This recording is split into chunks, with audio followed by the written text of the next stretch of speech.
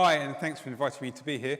I should start off by saying that I'm an imposter here. I'm not a marketeer, I'm a technologist. So the chances are, if you've got lots of questions for me at the end, I won't be able to answer them, but I'll do my best. I'm going to describe to you today the journey we've been on at May.com to try and build a marketing automation machine. It hasn't always been easy, and I'll talk to you about some of the challenges we've had across the way. But I'll start by telling you a little bit about who May.com are. So we make great design accessible to everyone. And we launched in 2010, and we do that by disrupting the market in three key ways. The first thing is we launched as a pure play online retailer. Back in 2010, that seemed like a risky thing to do, selling furniture, and people said it would never work, people wouldn't buy furniture without seeing it. But it absolutely has proved that people will do that. It's been very successful. And as traditional bricks and mortar retailers are beginning to struggle, we are being able to step into that gap. The second way we disrupted the industry was inspired by fast fashion. So a traditional furniture retailer will launch a new collection once every 12 months or 6 months if they're lucky. We have new products launched onto the website every week.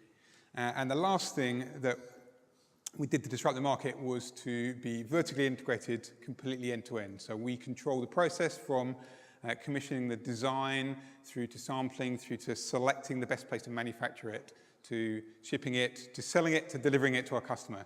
That means that we cut out several different middlemen who existed in the supply chain in the high street brand furniture retailers, which means that we can offer an amazing proposition to the end customer that's great quality, great design, and great value.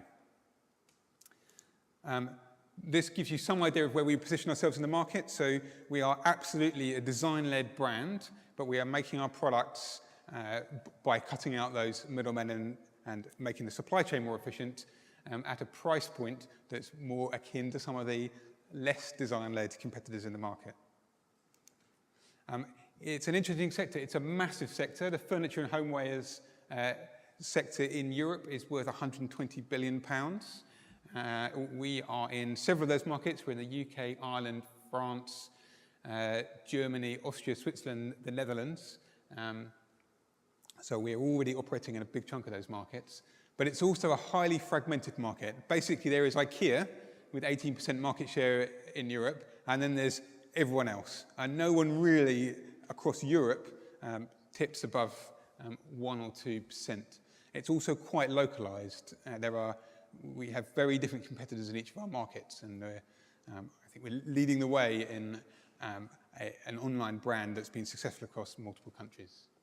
And what makes it particularly interesting for us is that this market is reaching a tipping point. So we've seen music and fashion and electrical goods all go online, and there's no debate about those being online. And homewares and furniture is definitely next in terms of sectors shifting to online sales, and as the millennial generation wants to buy our products, we are very well placed to serve that market with a pure play proposition. It's been very successful. We launched in 2010. These are last year's numbers, 146 million in revenue. We have consistently grown sales 40-odd% year on year. We are across Europe, so last year about 40% of our sales were outside the UK. This year it's been nearer 50-50. We are at profitability in our more established markets. There's an investment when we launch a new country.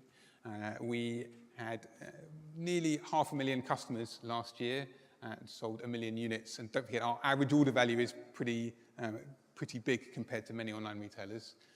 And we've built a brand that people love and a repeat customer base. So 39% of our orders were repeat orders last year. So what is the CRM challenge that we have been facing? If you go back to the beginning, we launched a highly curated, small range of high value, high ticket price items, like a sofa you see here. If you have bought one of our fabulously engineered high quality sofas, unless you live in a mansion, you're probably not going to need to buy another one for several years. So we started out being a high value, low repeat business. Over the last 8 years, we've grown the business in many different dimensions, taking it internationally. But one of the most important things is that we've massively expanded the product range to reach our ambition of providing great design for the home in general, not just large furniture items. So if you've bought one of our products and you've fallen in love with the brand, we would very much like you to be able to purchase more things from us, because ultimately, as we all know, customers, it's much easier to retain a customer than it is to acquire them in the first place. So our challenge was to move from a high-value, low-repeat business to a high-repeat, high customer loyalty business with a much broader product range of things to sell. There have been several factors that makes this hard for us, and every sector has its challenges. For us, the first thing is, particularly the big-ticket items, they are considered purchases. They often involve multiple decision makers in deciding which sofa you're going to buy. And our stats say, from coming on site to buying a large furniture item, it's about a 3-week sales cycle. That makes it very difficult for us to know where someone is in their journey towards that decision, to know where they are in their thinking and are they the first decision maker or the second decision maker. We run Google Analytics, as I'm sure everyone does. We study the traditional on-site session-based funnel to figure out how our sales funnel is going, but that doesn't tell the whole story. I dug in a few months back to looking at what was happening in a certain step of checkout, and you can pick out individual sessions to see what a customer's been doing. And I looked at this one particular person's behavior, and I think it was pretty typical. He was buying a desk, and he'd found a desk he liked, he'd add it to basket, he'd started checkout, and a few days later he came back and went from checkout back to look at the product again, and then he browsed a few days later to a different product, and then he came back and started checkout again, and 3 weeks later he eventually bought a different desk than the one he'd first added. And if you looked at a per session on-site funnel, you might conclude there was something broken in checkout. There was nothing broken in checkout. It's that that particular person wasn't ready to make his purchase decision yet, and that is very difficult to measure with traditional web analytics. So we've also started looking at cohort analysis. So we would look at a user-centric 7, 30, 90-day conversion metric, and that gives us much better idea of trends, and it's much less noisy, but it's still very difficult to work out how your customer is progressing through a funnel that spans several weeks. So you'd think that it would make perfect sense that no one is going to arrive on our website as non-brand traffic, having never seen us before, and in the first hour of being on the site, spend £700 on a sofa. And yet our analytics tell us that they do, and they do in relatively large numbers. And that leads us to the next problem that makes tracking what's going on quite difficult. And that is cross-device browsing. So more than 65% of all our traffic is from a mobile device. And very often, the pattern is that people research the product they want, browse on a mobile device, on the train, etc. And when they sit down to make that final purchase, they'll switch to desktop. They're not logged on mobile, so we find it very difficult to link up those sessions. And we see this huge instant conversion of a customer who's actually been building up that decision over a number of weeks. So they're all things that make understanding where the customer is in their life cycle for our kind of product a bit harder. But I think that the biggest challenge for us over the 4 or 5 years we've been working on this is a shift in the business thinking about how we think about customer acquisition channels. So in the early days, we would consider the market to be made up of a number of different marketing channels. For each channel, we would think, how much traffic can we generate from that channel? What's the conversion rate of that channel? How much revenue does it drive?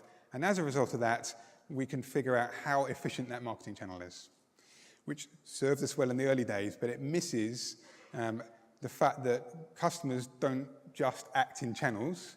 Particularly for us, it involves several different interactions with us before you end up buying, and that is bound to be through a number of different marketing channels. And attribution, it turns out, I think is one of the hardest things in marketing to figure out. But if you have that mindset of thinking those channels, it can lead to strange behavior if you're not careful. So if you look at emails, for example, if you think in channels, you can end up concluding that what you should do is send as many newsletters to as many people as often as you can. Because if you're doing last-click attribution on email click-through, the more you send, the more people will click through, the more revenue you can attribute to that channel. And because sending email is basically free, it makes the channel look more efficient the more you send. But that is completely ignoring the fact that there's human beings on the other side of this, and they're not always behaving like that. Sending a customer or a prospect an email, most of the time, we shouldn't be targeting a click-through purchase as a result of that email. We should be targeting moving the customer on to the next stage of the life cycle and helping them with their decision-making process. So if you take an abandoned browse email, for example, if it's their first time on the site and they've looked at some things, particularly higher ticket price things, we probably don't expect them to click through and purchase in response to abandoned browse email. It will be more appropriate to target them with a buying guide, some information to help them move from the consideration phase to the ready-to-buy phase. So that talks a little bit about the challenges we had. So 3 years ago, and actually thinking about it, it's more than 3 years ago, I had a plan.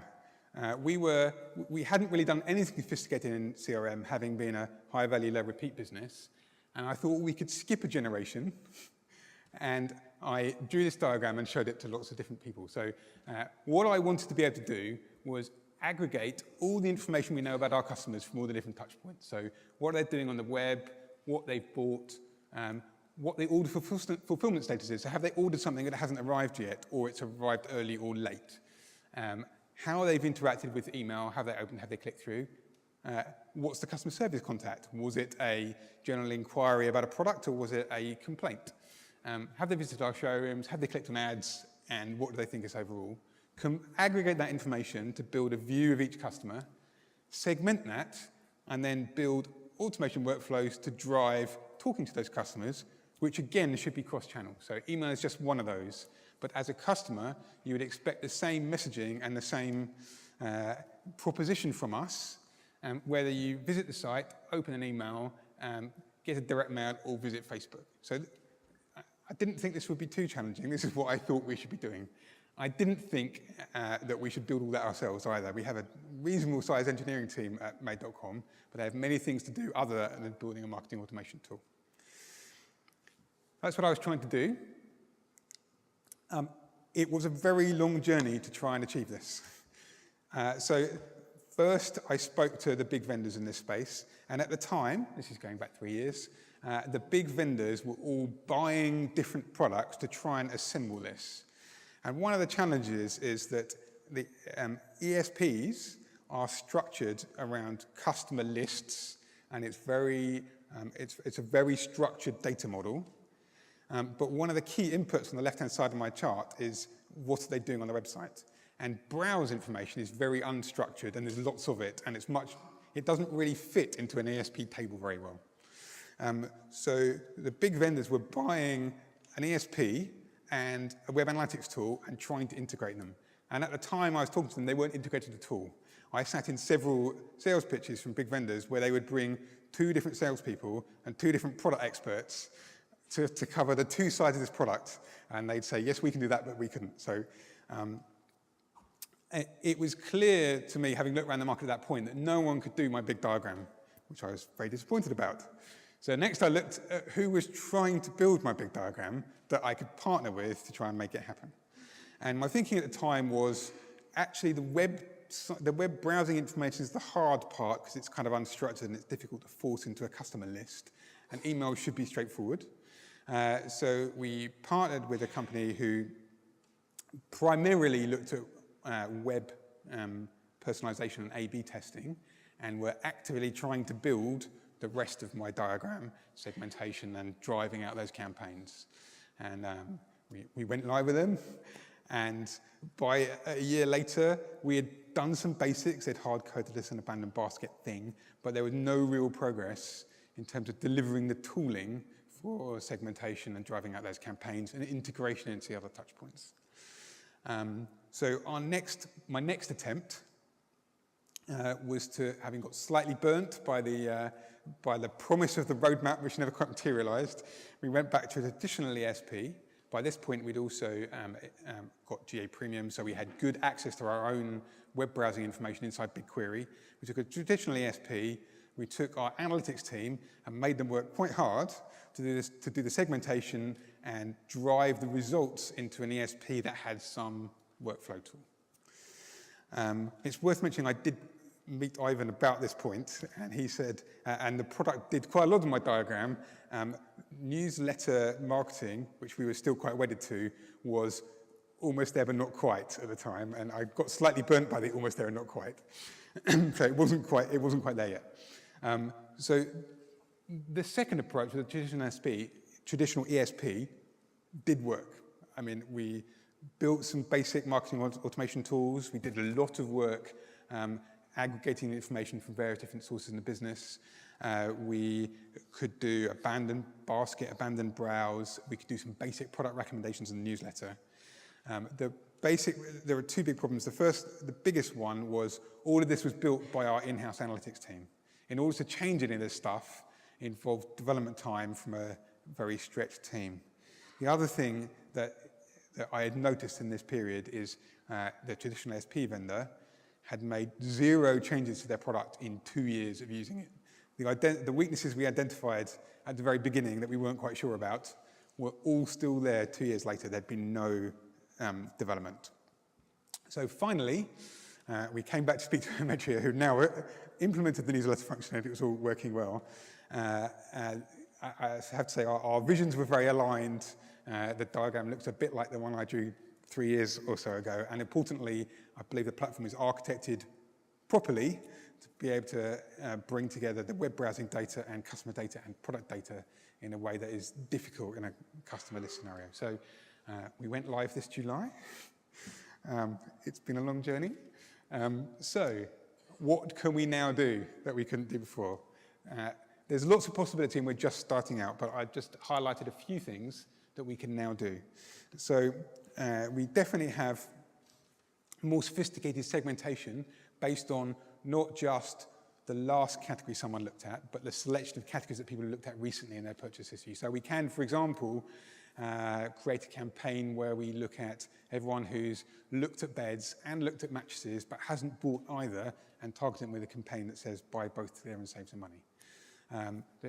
We're just beginning to work out what we can do with that. The second thing we can do is proper A/B testing of those campaigns. So A/B testing, as a product person, it is ingrained that everything should be A/B tested on the web.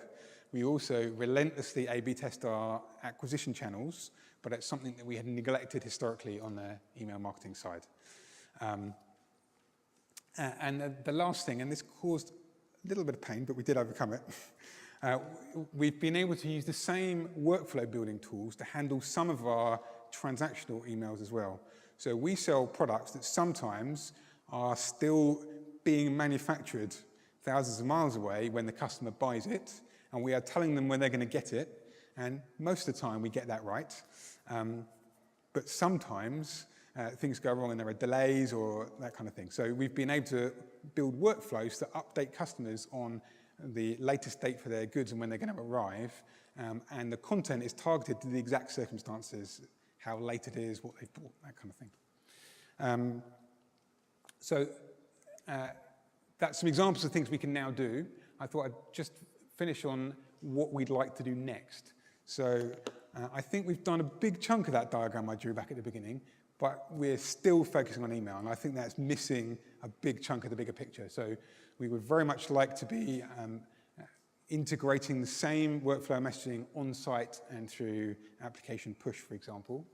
I think we'd like to spend more time on recommendations. So we've done some experimentation on recommendations, but I think there's more we could do to try, is rules-based best or is machine learning-based best and what works best? And lastly, we haven't completely finished being able to model that complete life cycle and understand exactly what point everyone is in their buying journey. So lastly, I thought I'd summarize with 3 things that I thought were worth taking away from this. The first one was what I mentioned earlier on. Marketing channels don't generate revenue, customers generate revenue. And they don't just interact through one channel. You need to build a model around your customer, not around your email marketing channels. The second thing is that if you're finding it hard, it's probably because it is. So there have been times when I've been thinking there are difficult problems to solve in this space. How on earth are we going to model something that's over this time? Then I've gone to speak to other people in the industry and my peers and figured out that everyone is struggling with the same problems and there's no simple answer. And the last point is a point on vendor selection. It's a tricky business, and it's not just about what the current product looks like. It's about the trajectory that product is on and whether they're delivering on the promised trajectory. That was my quick whistle-stop tour of my last 4 years of trying to build this. If you have any questions.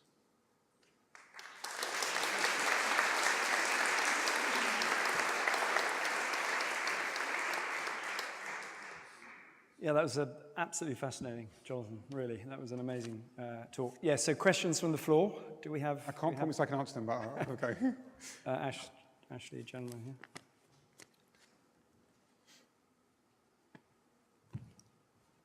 So you said it's not a single channel, it's a combination of all different channels that works best. So what is the winning combination for you? Or the winning sequence? Of channels? Of different interactions with the consumer.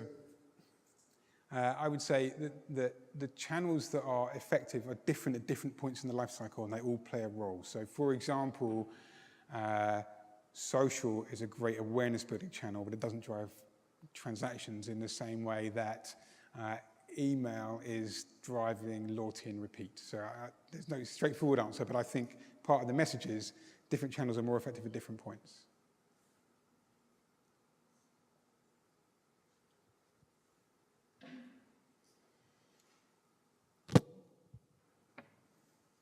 Thank you. I know in the past you've sort of crowdsourced product development, like, which one of these chairs should we build, what have you. Can you talk a little bit about that in terms of, how hard it was to do, what your views on what it meant for customer engagement? Right, yes. So back in the very, very early days of Made, we did to some extent crowdsourced decisions about what products we should make. And in fact, we recently relaunched an exciting project that does this on a big scale called a talent lab. So what we've done is we have a platform on which furniture designers can upload designs of their products. There you can like and follow and comment on emerging designs. Then every 2 to 3 months, we take our design director will pick products she really likes from that and curate a collection of those that then go on to get marketed, sold on the website in a Kickstarter type fashion. So we put them up, and if it gets so many purchases within 2 months, we'll put it into production. And then the successful ones then go on to be part of our core catalog. So that has been a great way of both engaging the design community, giving us access to some more cutting edge and up and coming design, but also involving our customer base in being part of that selection process. And importantly for us, it gives us some key insights into what might be successful when we're still at the design and prototype stage rather than when we're in full scale manufacture something. That was wonderful. Thank you. Thanks.